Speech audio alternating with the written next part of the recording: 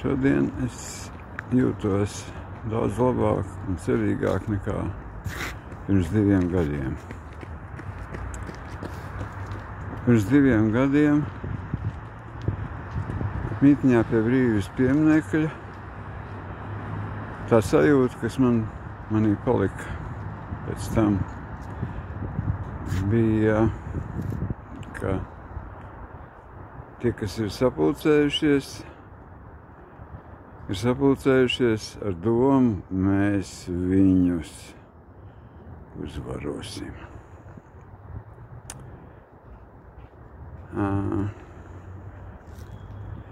Un šodien bija kaut kāda pavisam cita sajūta.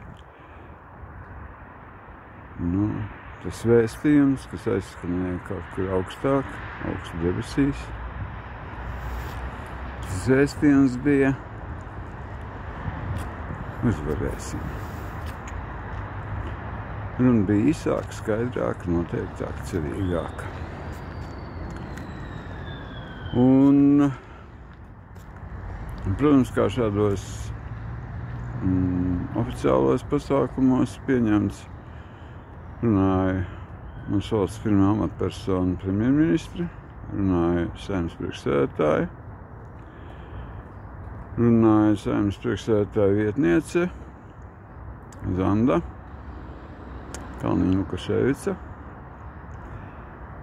bet pamatā visu pasākumu dienā pie Brīvības pieminekļa piepildīja ukraiņu bērni ar noteiktām sejām, smaidu sejā, pēc talti. Un ukraiņu sieviešu ansamblis nodziedāja Latvijas himnu, kas varbūt varēja skanēt spožāk, spilgtāk, skaistāk, noteiktāk, jaukāk. Bet šodien es nolēmu iemācīties Ukrainas himnu, man tā patīk. Un būtībā galvenie runātāji bija tas ukraiņu puisis, kas dziedāja par mūžīgo piena ceļu, kas ievies galvām, par ceļu uz mājām. Puisis mācās, puisis atnāks mājās. Un patiesībā es necerēju šeit šodien sastapt Andreju Upīti. Tad, kad šo te piemineklu uzstādīja, tad viņa tuvinieki bija pret to. Ar šai pieminekļu uzstādīšanu Andrejs Upītis patiesībā tika represēts. Pieminekli Andrejam Upītim, kas dzīvojas no 1877. līdz 1970. gadam, 93 gadus, 82. gadā tēlnieks Andrejs Terpilovskis, arhitekts Gunārs Asers piemineklu uzstādīja 82. gadā. Atcerēsimies, kas bija 82. gadā. 82. gadā, vai kaut kad ap to brīdi, par PSKP ģenerālsekretāru kļuva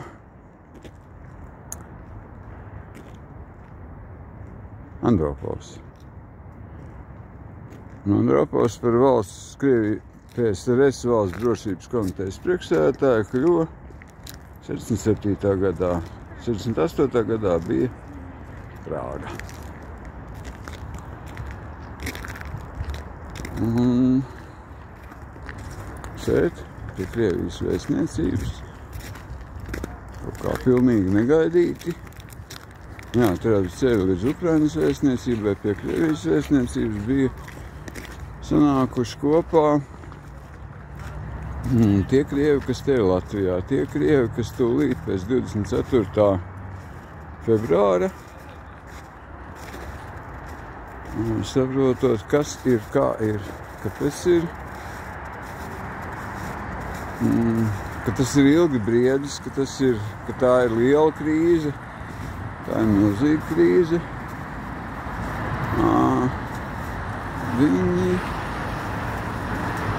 Viņi arī ir. Šeit bija cilvēki, kas stāstīja, runāja savās domās par to, ko viņi juta. Ko viņi juta 24. februārī. Un optimismu šeit kaut kā nejūt. Nejūt to, kas bija no rīta. 10. tā pārliecība par to, ka tie, kas tur bija sanākuši, ka viņi uzvarēs.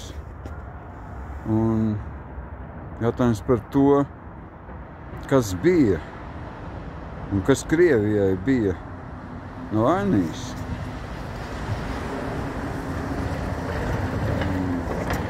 Vai viņš bija kā Kristus, vai viņš bija Jūda. Vai kas tur arī nebūtu. Katrā gadījumā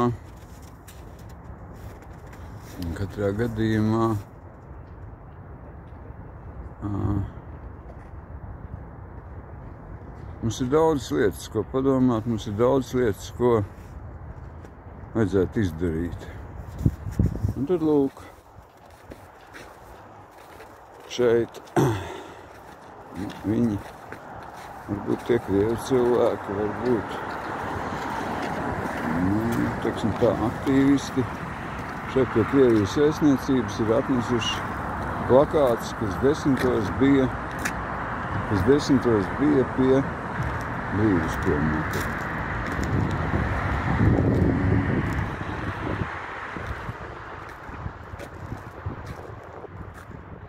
Mēs negribam mieru, mēs gribam uzvaru. Sveiciens Donaldam Trumpam un Vladimiram Putinam. Baidena prezidentūra sākās ar, teiksim tā, lozungu. Putins ir slepkava un kādi secinājumi nosauc cilvēku tādā vārdā, kāds viņš ir. Un tad sēdās Šveicē pie sarunu galda un neko nenorunāja. Preses konferences pēc Baidena un Putina tikšanās bija tāda, ka šajās sarunās Putins bija faktiski uzvarējis. Baidena preses konferences bija kā diezgan nožēlojami vecs cilvēks. Tāda amerikāņiem tur tā varas mehānika, neko nevar padarīt, viņi ir tādi, kādi viņi ir. Process ārkārtīgi sarežģīti, viņu politiskā sistēma pietiekami sarežģīta. Un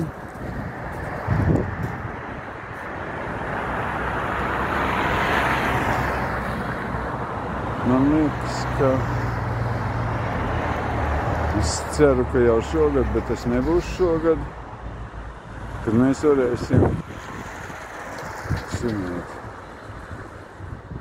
priecīgas un skaistas Jāņa dienas, bet tas ir jānopelna. Lai to nopelnītu, ir jāsāk domāt par to pasauli, kas būs pēc kara, un varbūt, ka ir vērts domāt par pasauli pēc kariem.